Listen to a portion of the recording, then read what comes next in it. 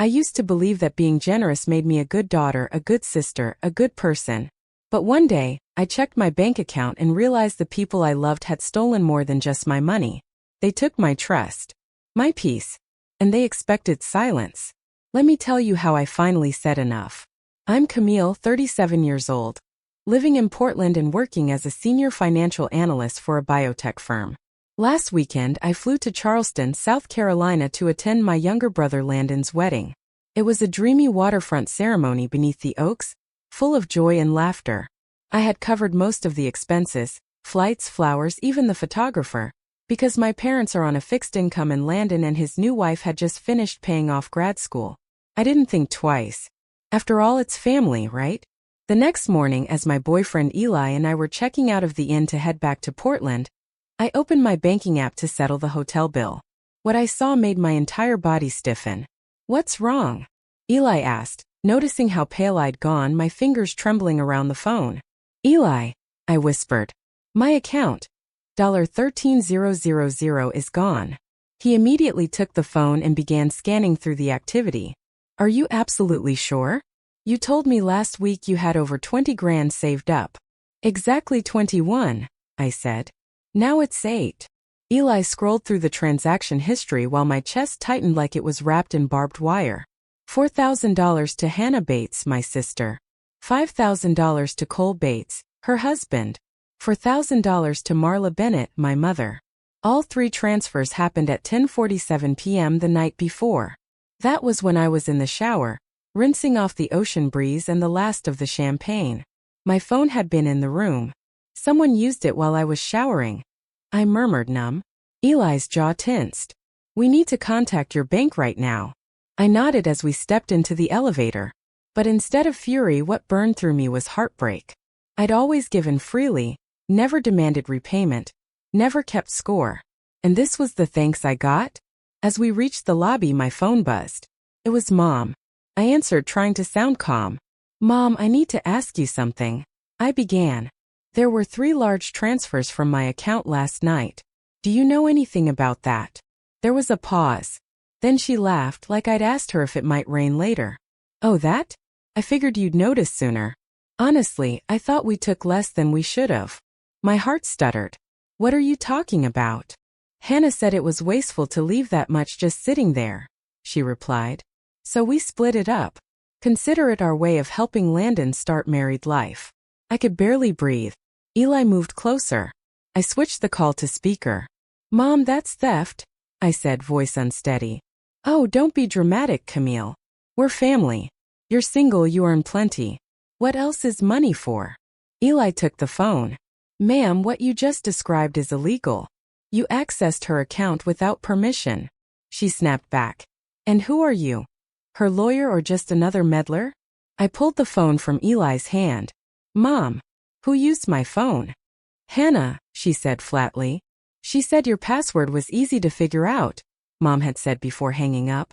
I stood frozen in the hotel lobby, phone still in my hand. I couldn't move, couldn't think. Eli reached for me and squeezed my hand tightly.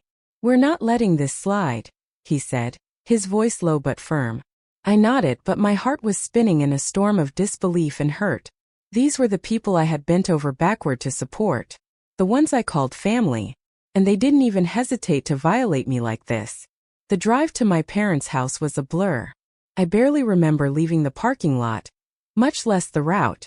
What I do remember is Eli's voice steady grounding me. "We need to speak with them directly." The moment we pulled into their driveway in a quiet Charleston neighborhood, I felt the weight of everything pressing against my chest. The home I once found comfort in now looked unfamiliar, like a stranger wearing a mask I used to recognize. Before we even rang the bell, the door opened. Hannah, my sister, stood there with a half smirk on her face, like she'd been expecting a scolding but didn't plan to take it seriously. "Camille," she said, her tone light. "Didn't think you'd actually come back." I walked past her without a word. In the living room, Mom sat flipping through Landon's wedding photos. Her expression was oddly peaceful, like everything was fine.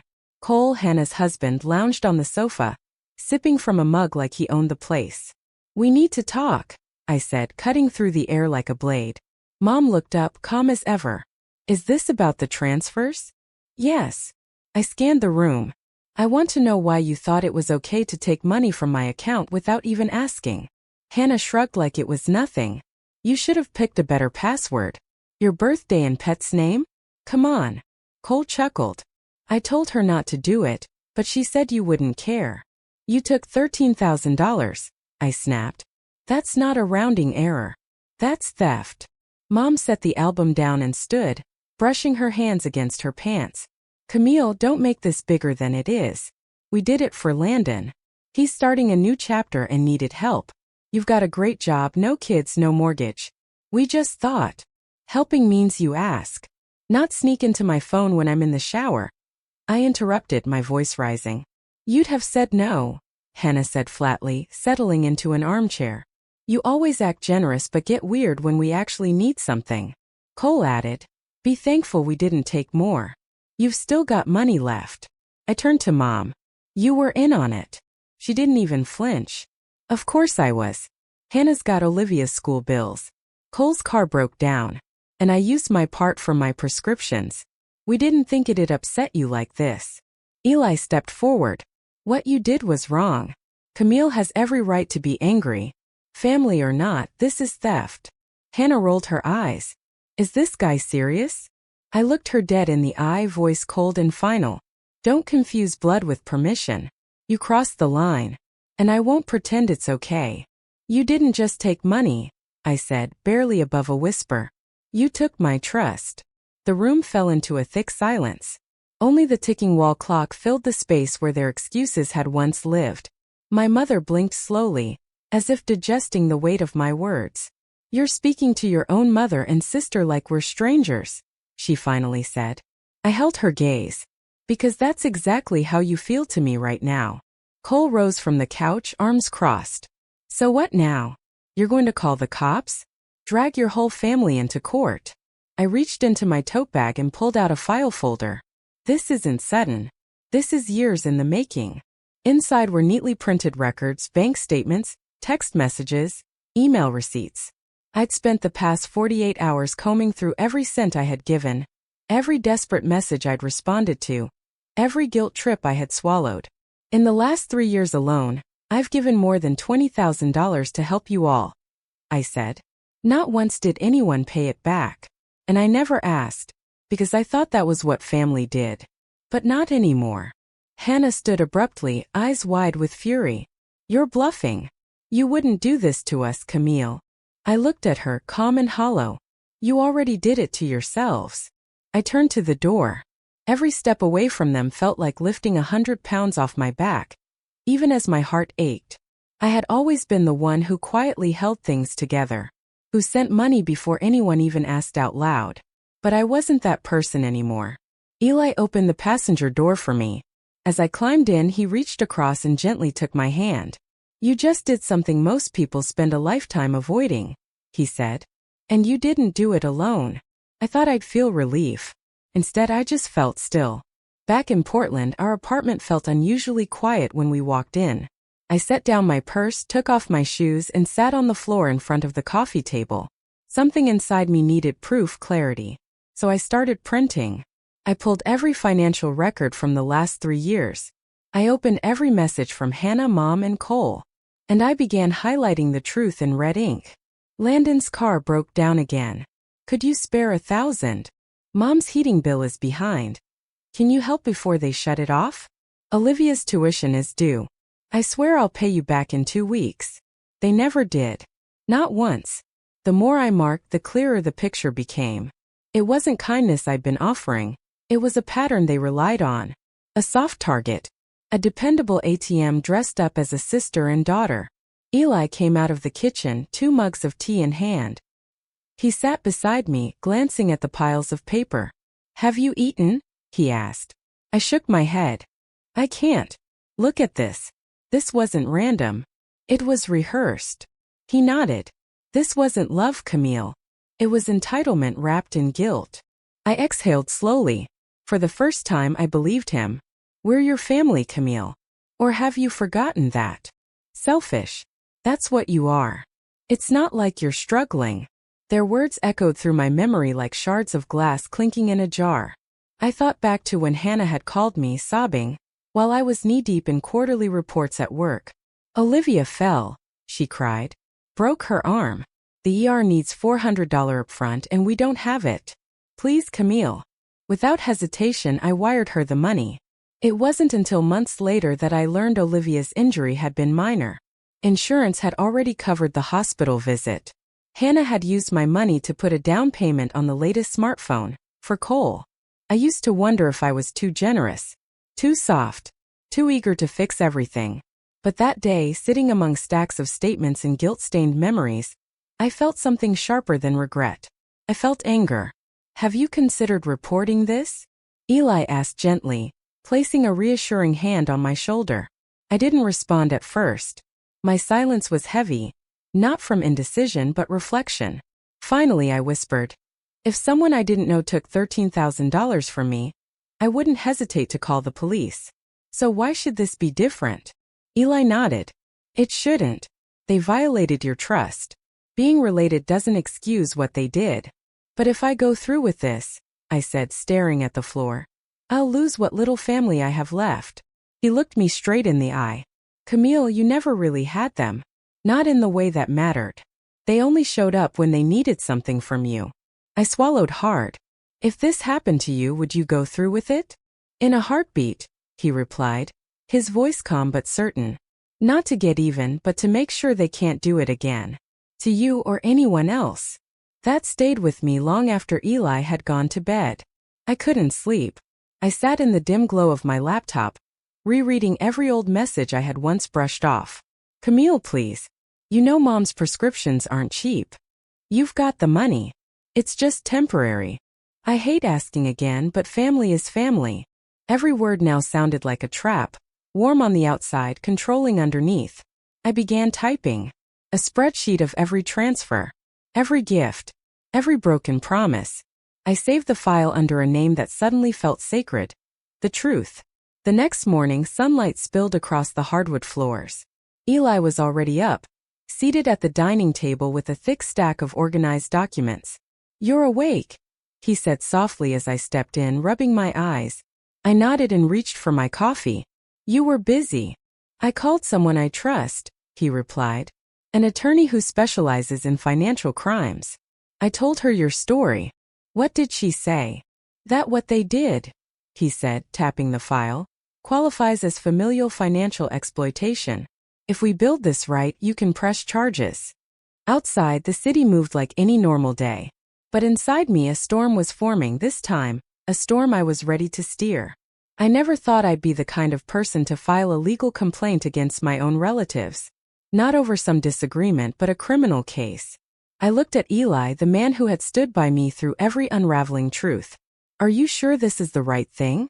I asked, my voice barely steady. This is my family we're talking about. He didn't hesitate. Exactly, Camille. And that's what makes it worse. They knew you trusted them. And they chose to violate that trust anyway. I took a long breath, then nodded. So where do we begin? Eli slid a thick folder across the table. I pulled every transaction from your account dating back 3 years. Bank statements, texts, emails. All of it's in here. I highlighted each instance they requested or took money. Dates, amounts, and reasons. I opened the file and slowly turned the pages. Seeing it all in print was like reliving the betrayal line by line. Camille, I'm behind on rent. Mom's prescriptions are overdue again. Can you help? This is the last time, promise. The final tally. Over $26,000. Eli pointed to one page.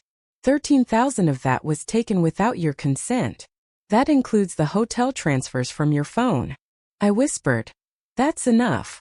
Later that afternoon, we walked into the Oregon Bureau of Financial Crimes in downtown Portland. A woman in her 40s greeted us, her gray-streaked hair pulled back neatly, badge clipped to her blazer. She extended a firm handshake.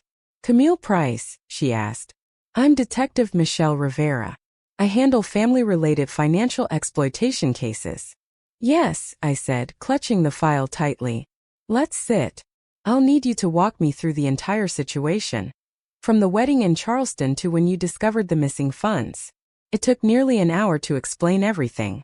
I described the timeline, the transactions, the confrontation with my family. Eli provided context, occasionally pulling out supporting documents. Detective Rivera listened carefully, interjecting only when necessary. "Do you have records?" she asked. Eli handed her the folder. Bank transfers, text chains, even a voice recording from the day we confronted them in person. Her expression remained unreadable as she flipped through the contents, but I noticed how her brow furrowed slightly, her grip tightening on one page. "This isn't rare," she said finally. "What is rare is someone coming forward when it's family. Most people stay silent." I nodded, my throat tight. I used to think silence kept things peaceful, but now I see it only enables the cycle. She closed the file. "We'll begin a preliminary review. If we verify unauthorized use and clear intent, this will move to the district attorney. If this story resonates with you even a little, take a second to like the video and subscribe to the channel. Camille's journey is just beginning, and you won't want to miss what happens next." I swallowed hard. "Does that mean they could be arrested?" "If intent is proven," she said, "they'll at least face restitution and potentially probation." As Eli and I left the office, I felt like I had just set something irreversible in motion. Not vengeance, just truth. And this time I wouldn't back down.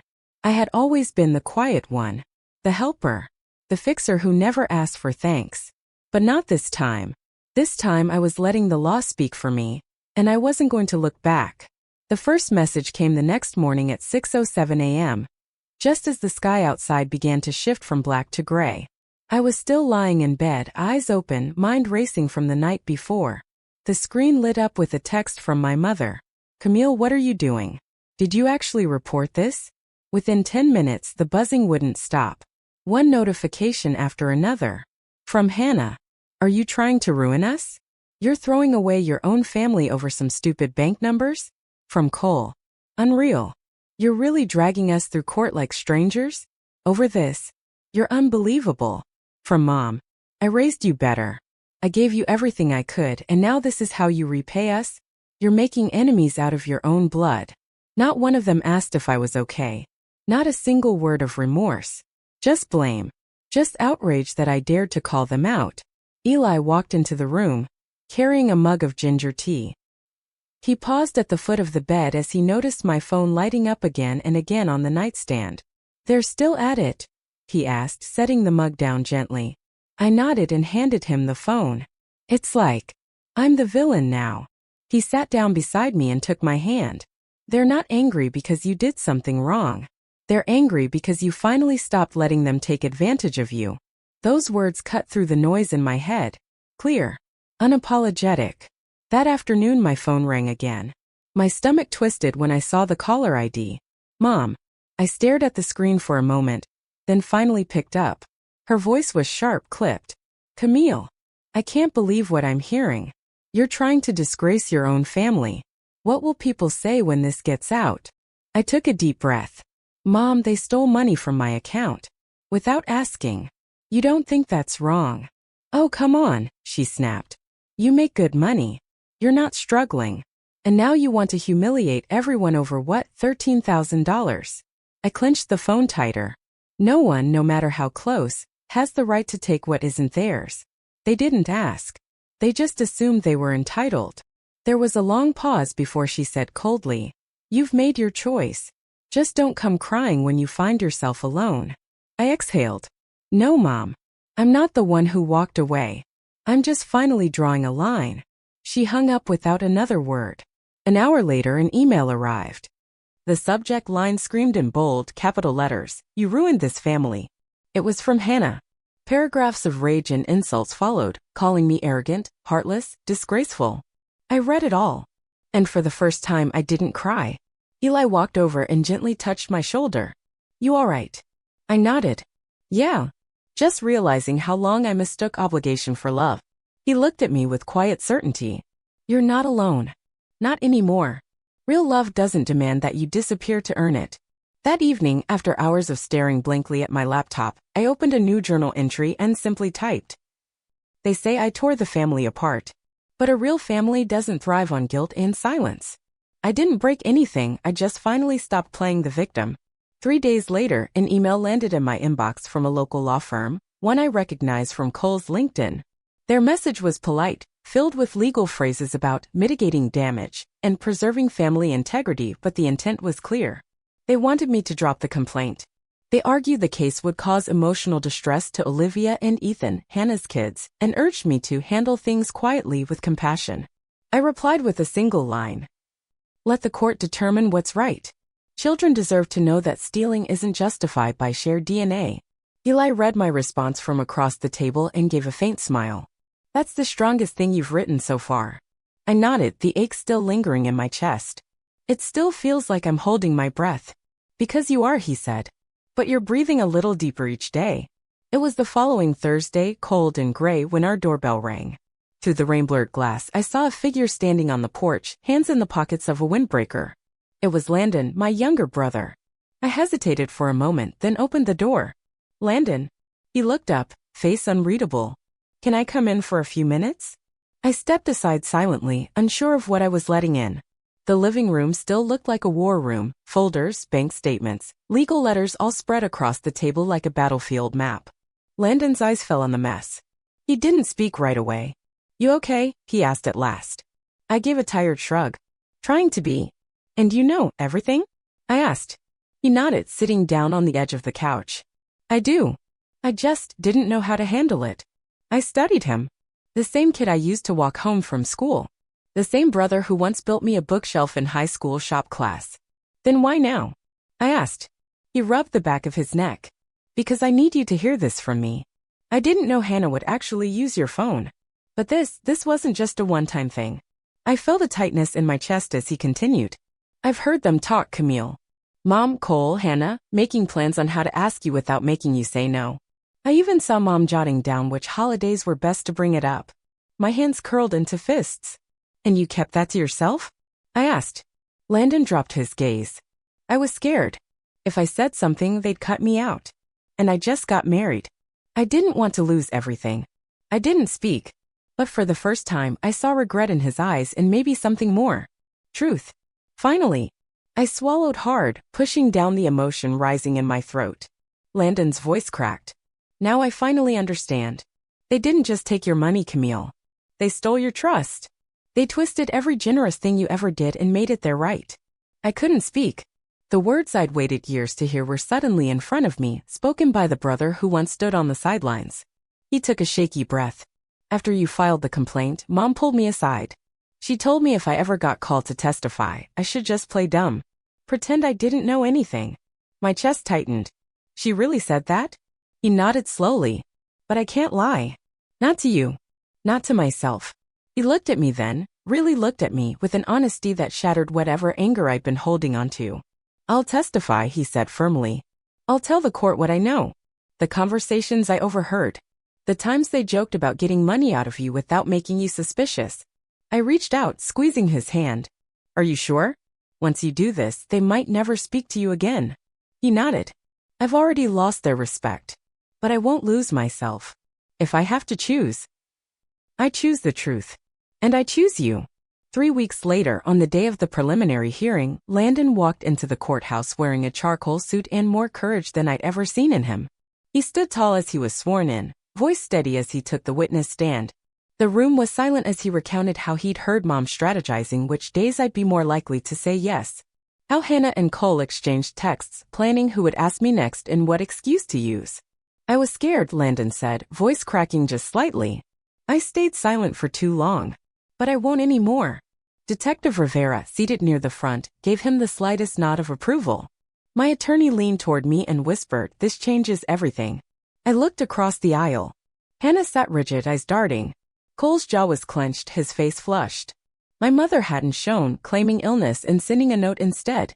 But none of them mattered in that moment. My brother stood, not just as a witness, but as proof that change was possible, even from within the same bloodline. After the hearing, I found Landon waiting alone in the hallway. I walked up slowly. "You all right?" I asked. He nodded, but his voice was raw. "I lost them today. All of them." I took his hand and held it tightly. "You didn't lose everything. You still have me. And for the first time in a long time, Landon. I'm proud of you." Outside, the sky was overcast, but I felt lighter than I had in months. He had chosen truth. And in doing so, he'd helped me reclaim mine. Today we are hearing civil case number 4482 PDX, concerning unauthorized financial access and misappropriation of assets by defendants Hannah Bates and Cole Bates, the clerk announced as the judge entered the courtroom. Judge Elaine Roth, a sharp-eyed woman with silver hair tied in a braid, took her seat behind the bench. Her presence was calm but commanding. My attorney rose first. She laid out everything we had compiled over the last few months: transaction histories, text exchanges, voice memos, and, most importantly, Landon's sworn testimony. She walked the court through how Hannah had accessed my phone, how Cole had benefited from the money, and how neither showed remorse. My attorney emphasized not the money but the betrayal. Hannah's lawyer argued for leniency. He cited financial hardship, family obligations, and misunderstandings within private matters best kept out of court. Judge Roth listened silently, her face unreadable. Then it was my turn. I stood up slowly, palms slightly damp. My heart pounded like I was on trial instead of them. But as soon as I looked across the room at the people who had once called me selfish for protecting myself, the words came easier than expected. I never thought I'd end up here. I never wanted this, I began. But Hannah and Cole took money from my account without asking, without permission, while I was in another room. I paused. They didn't apologize. They didn't return the money. They told me I was overreacting. That I should be grateful to help. That's not family, that's control. I'm not standing here for revenge. I'm here to say that trust matters. And no one, family or not, has the right to steal it. The courtroom was quiet. Judge Roth looked at me for a long moment, then nodded slightly. After just over an hour of private deliberation, she returned to deliver her ruling. Having reviewed the evidence, the testimony, and the pattern of behavior, this court finds the defendants, Hannah Bates and Cole Bates, guilty of misappropriation and unauthorized access to personal funds. She continued, her tone unwavering. The court sentences both parties to 3 years of probation, during which no further financial misconduct must occur. Additionally, they are ordered to repay $12,000 to the plaintiff, Camille Price, as well as $5,000 in emotional distress compensation. Judge Roth's gaze hardened slightly. A no-contact order is issued, effective immediately. The defendants are prohibited from contacting Ms. Price directly or through third parties for a period of 5 years. All legal costs are to be paid by the defendants. I didn't move. My heart felt like ice, not triumphant, not angry, just still. Hannah sat stiffly, eyes glassy. Cole leaned into their attorney, whispering something under his breath, pale as ash. Landon gently touched my shoulder. You did it. I looked up at him, then at Eli. I couldn't call it victory, but I could finally call it protection. Outside the courthouse, sunlight split through the clouds. Rain still clung to the railing. Eli opened the car door. Anywhere you want to go? I shook my head. Just home. I'm done. Halfway through the ride, my phone lit up. Unknown number.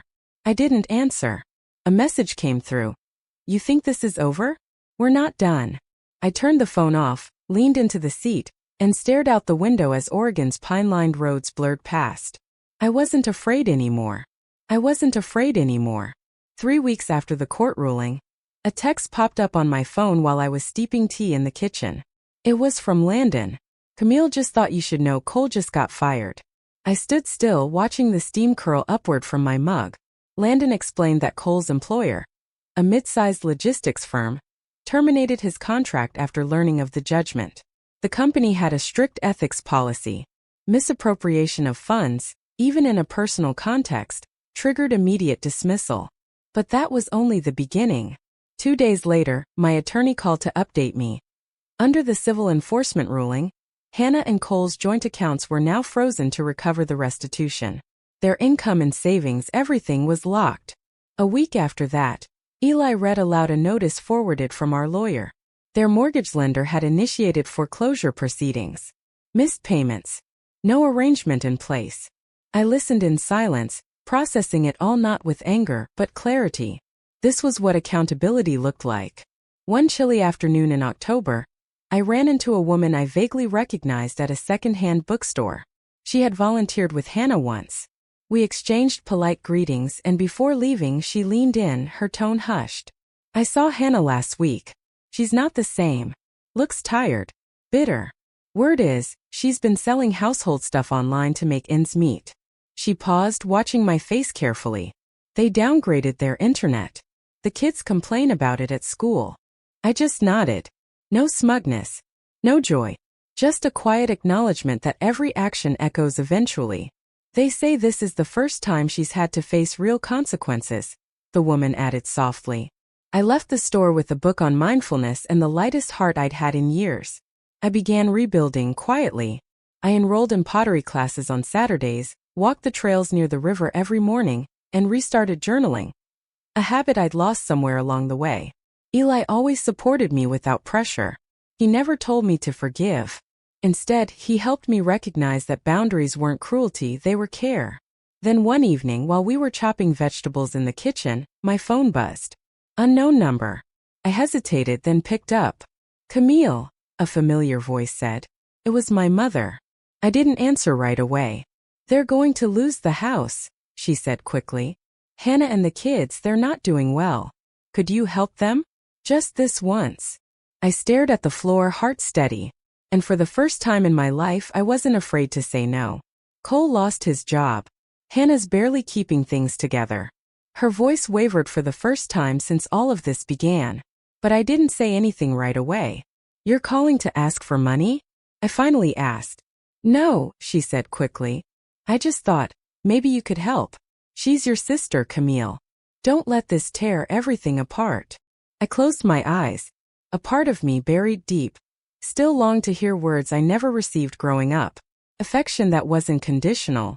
Approval that wasn't transactional. But I wasn't that girl anymore. I was the Camille who had chosen truth, even when it cost everything. If you really want to help Hannah, I said slowly, then teach her to take responsibility for her life. Teach her not to treat people like debit cards with emotions. Don't call it family when it's just manipulation. There was silence. Then the line clicked off. No thank you. No apology. Just a void. I set the phone down and turned to Eli, who had been standing nearby. His face was calm, knowing. I just told my mother no, I said, almost in disbelief. Eli stepped forward and tucked a strand of hair behind my ear.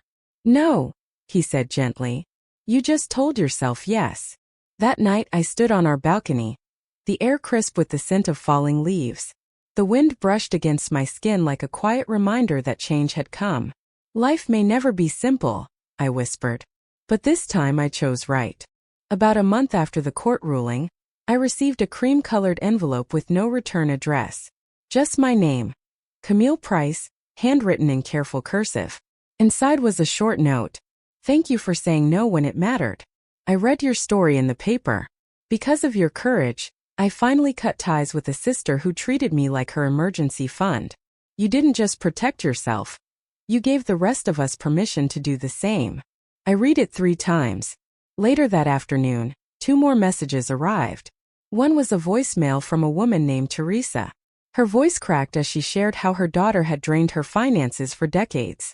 I thought I was just a weak mother, she said. But now I understand. I was just someone who didn't know how to stop loving the wrong way. I sat on the edge of the bed holding my phone, tears rising. Not from grief, but from a sense of something finally being right. This wasn't just about me anymore. This was about all the others who'd stayed quiet for too long. One evening while I was watering our balcony herbs, Eli stepped out with 2 glasses of wine. He didn't say a word. Just handed me a small navy box. Inside, nestled in velvet, was a platinum ring. Elegant, simple, timeless. I thought I'd wait, he said. But then I realized you're the person I want beside me always. My voice caught in my throat as I nodded. And in that moment I felt something even stronger than justice. I felt loved. Eli's sister Harper all but kidnapped me one Friday afternoon. She took me dress shopping with a list of questions in hand, bouquet colors, veil length, neckline preferences. She treated me like I was already part of the family, not someone who had to prove her worth. I used to be terrified that joining a new family meant losing pieces of myself, becoming someone else just to fit in. But this time, I didn't have to shrink. I didn't have to perform. I was already enough. Then one quiet Saturday morning as sunlight filled the kitchen, I opened my laptop to check emails while the coffee brewed. A familiar subject line made me pause. Family isn't a free pass to exploit you. Hits 1 million views. The article I'd written for a mental wellness site about setting boundaries about my story had gone viral. Comments poured in. Messages of thanks. Stories of pain. People waking up from the fog of guilt. One message caught me by the heart. Thank you, Camille. I finally said no for the first time in 46 years. You made me feel seen. I read it 3 times, my fingers trembling lightly on the keys. What had once been the ugliest part of my story was now helping others reclaim their voice. Eli walked in, placed his hands around my waist, and kissed my shoulder. You know, he murmured. I always knew you wouldn't just survive this. You'd lift others with you. I smiled, leaning into him. Not just because of me, I whispered. Because of you too. Weeks later, beneath a canopy of soft pink cherry blossoms at Laurel Bluff Park just outside Charleston, Eli and I said our vows. It was a simple ceremony. No spotlight. Just joy. Just love. Just the people who had stood beside me when the world caved in. Landon gave a speech. His voice shook as he said, I used to think silence kept families together. But my sister showed me that real love never makes you afraid. It makes you feel safe. It lets you be yourself. I held Eli's hand, blinking back tears. For so long I thought I had lost my family. But standing there, surrounded by genuine smiles and honest hearts, I knew the truth. I hadn't lost anything. I had found my true home. That morning I stood near our porch window, a cup of tea warming my hands. Beside me sat a photo from our wedding. Eli's smile still filled with light, and mine finally peaceful. I used to think family was forever. That blood meant loyalty, that love had to come with sacrifice. But the truth is, some people earn their place in your life through respect, not relation. I've been called selfish, ungrateful, cold. I've had my worth questioned by people who claim to love me. But now I know this. Setting boundaries isn't pushing people away. It's protecting the parts of yourself they never tried to understand. Because real love never comes with conditions. It simply says, I see you. And you're enough. If family only exists when we sacrifice our well-being, then it's not love, it's a leash. And I didn't break that leash out of spite. I broke it with quiet courage, by stepping fully into my own light. What surprised me most was what came after. When I walked away from those who never valued me, the universe didn't leave me empty. It opened doors to people who did. Eli's family taught me that kinship doesn't require matching DNA, just mutual respect and open hearts. And Landon, my brother, proved that even those tied to our past can still choose the right side of truth. He reminded me that blood doesn't guarantee loyalty, but it doesn't always preclude it, either. And Eli, he's not just my husband. He's my soft place to land, my teammate in every season. Ours is a relationship built on respect, on choice, not duty. That to me is the kind of bond one used to think was only for other people. Lately, I've been writing again. Not just in my journal, but publicly. A small psychology publication invited me to contribute a column on family boundaries and personal healing. I titled my first piece, I Set Boundaries and I'm Not Sorry. Within 72 hours, the response was overwhelming. Hundreds of readers shared their own stories of years spent trying to earn love that never came, of being the reliable one, the strong one, the one expected to give endlessly without receiving a fraction of care in return. One woman wrote, Camille, because of your words, I finally told my brother no. I stopped paying his mortgage. And yes, he called me selfish, but for the first time I felt free. I know that feeling. The ache of saying no. The relief that follows. The guilt that fades when you realize you weren't wrong, you were just too generous for too long. I don't write to shame anyone. I write to remind people that kindness isn't submission. And love, real love, never requires you to erase yourself. I used to be terrified of losing my family. But now I understand I didn't lose anything. I stopped clinging to relationships that were already gone, hollowed out by guilt and entitlement. I'm not the daughter who keeps the peace at her own expense anymore. I'm Camille Price, a woman who respects herself enough to choose truth, even when it's hard. And if you're reading this and your story sounds anything like mine, I want to leave you with this. You are allowed to say enough. You're allowed to walk away. And no, it doesn't make you ungrateful. It makes you brave. Camille's story is a reminder that family isn't defined by obligation, it's shaped by integrity. So what do you think? Was Camille right to stand her ground? Leave a comment and don't forget to subscribe for more powerful stories of healing, truth, and finding home on your own terms.